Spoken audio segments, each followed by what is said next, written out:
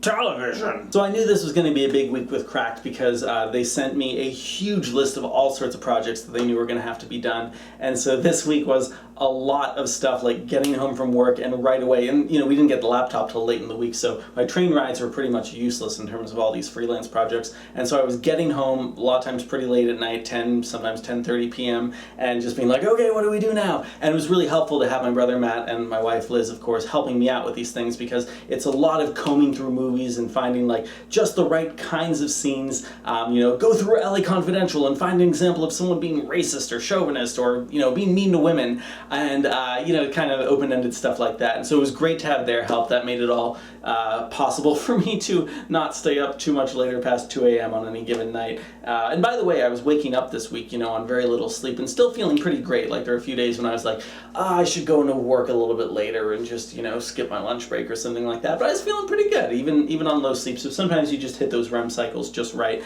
and everything works out great.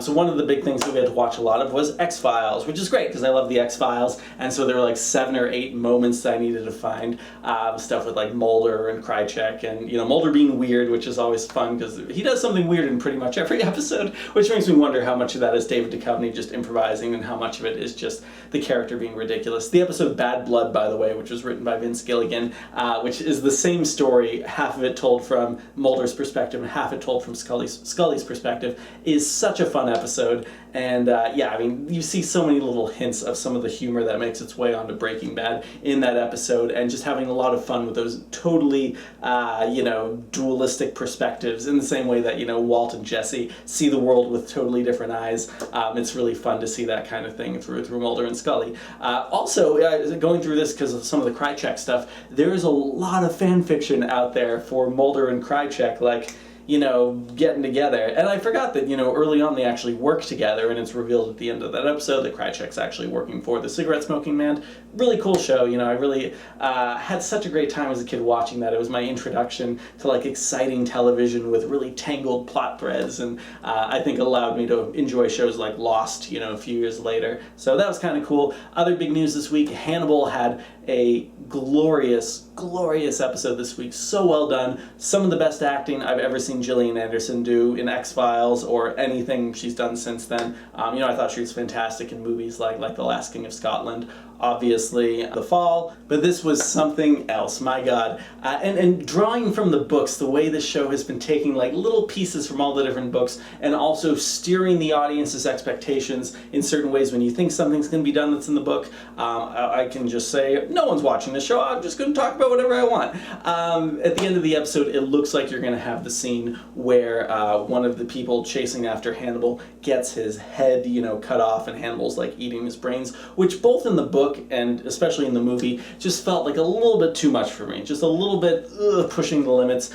And this episode did a really clever thing, which was starting, like literally putting the saw into Will Graham's head and starting to reach that point, but then having it end, and then smash cutting to back in America, like done with Europe, and there's Hannibal and Will hanging from Mason Verger's like meat hooks, which was interesting. Like, I don't think we knew, I think we knew that no one was actually going to die if the episode had ended right before that, but very interesting to flash forward through, I'd imagine, a lot of stuff happening. Who knows how much time has passed, and to be like, oh, we're done with Europe, by the way, we're back in America, and Mason Verger has them both.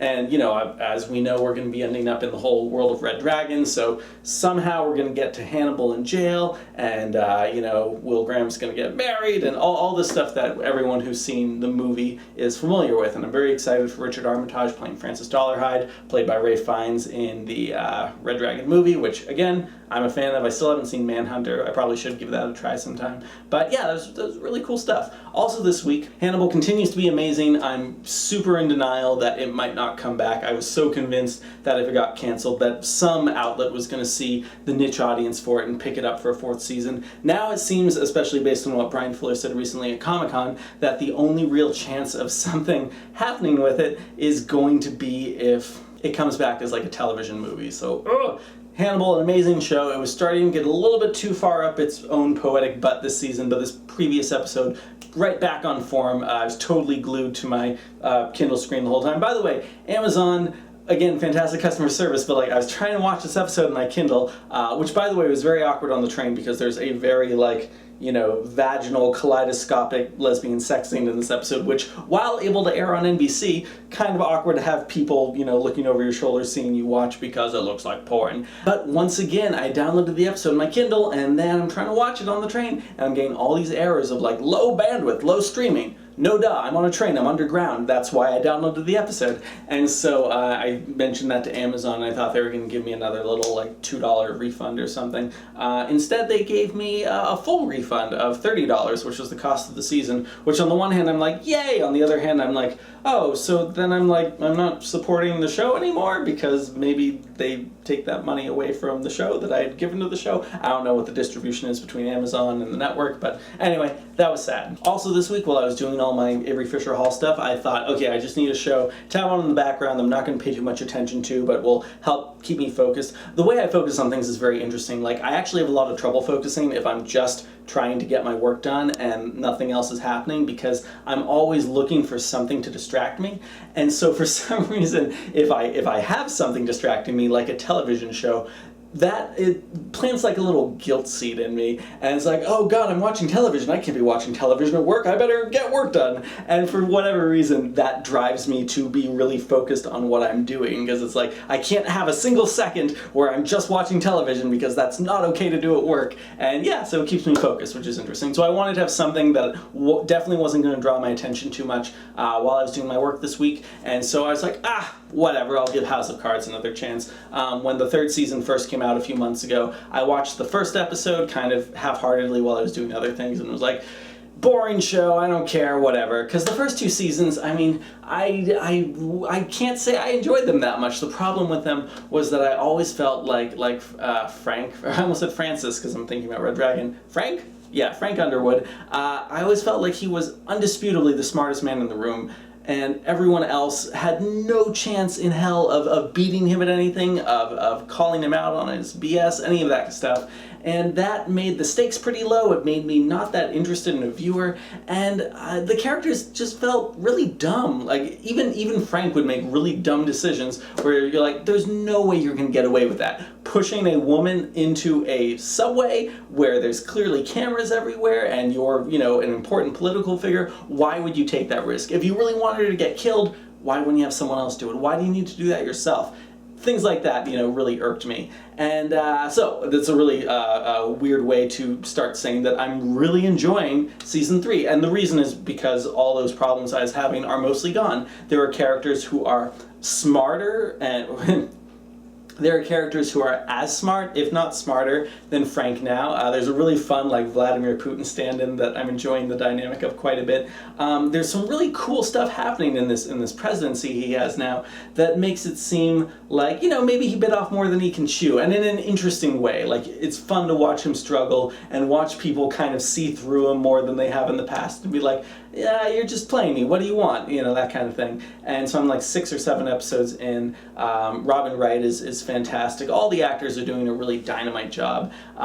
Really great acting. I mean, the production value's always been fantastic. I've just had problems with the script before. But I'm enjoying the season a lot. I'm curious where it's going to end up by the end of the season. I think we're headed toward finding out if he can actually get elected properly, or if that's just going to be the end of his political career. But yeah, I'm enjoying the show a lot. House of Cards. Right now, I'm going to give this Season 3, I'm enjoying it enough. I'm going to say 5 stars. 5 stars with a confidence of 2, because I have no idea if by the end of the season, if something really dumb is going to happen, I'm going to be like, man, the seeds for that were there the whole time, and I just didn't want to look at them. But anyway, good show right now in Season 3. Oh, and I watched the first episode of a BBC show that I've been hearing very good things about called Jonathan Strange and Dr. Norrell and Friends or something like that. My original plan was to bounce back and forth between House of Cards and this show, and then I was enjoying House of Cards so much I just kept watching it. But I did watch the first episode of this, and I like it a lot. There's some really kind of grabbing sort of characters. It's got that BBC style and I want to say pedigree that you tend to associate with the BBC. And I I know it's based on a book series, which I don't actually know anyone personally who's read, but it's got a really cool premise. Basically, the idea being that magic used to exist in the world. There were magicians who did real magic, and now there's magicians that are around, but it's purely academic. They like study old magic and write essays and that kind of thing, but no one has actually performed magic in 300 years. And so of course the episode starts off with like, oh, here's a practical magician who can actually do real magic, and how does everyone react to that? And there's questions of like, oh, how can that be used for war, for entertainment? And just watch the pilot episode, but I like it a lot, and I think I'm going to enjoy watching the rest of it. So I'll let you know what I think about it when I get to the rest. Mr. Robot, also, I'll just say again, fantastic so far. I enjoy that show so much. So we'll see where that goes.